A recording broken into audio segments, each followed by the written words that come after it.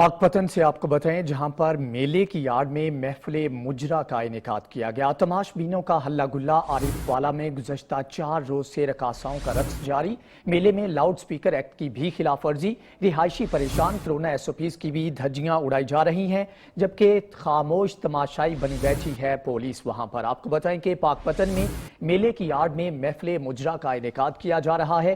तमाशबीनों का हल्ला गुल्ला, जबकि आरिफ वाला में गुज़श्ता 4 रोज से रकासाओं का रक्स भी जारी है। मेले में लाउड स्पीकर एक्ट की भी खिलाफ वर्जी, जबकि रिहायशी परेशान है। कोरोना SOPs की भी धज्जियां उड़ा दी गई। पुलिस खामोश तमाशाई है।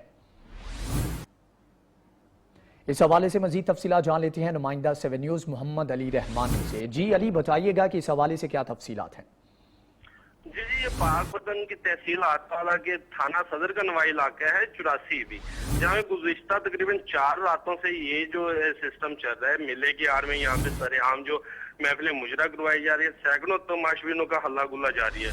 और कासाओं की जो फैश और गैर इखलाकी हरकत है, उन्होंने तो मुहर्रम उल हराम का भी एहतराम ना किया।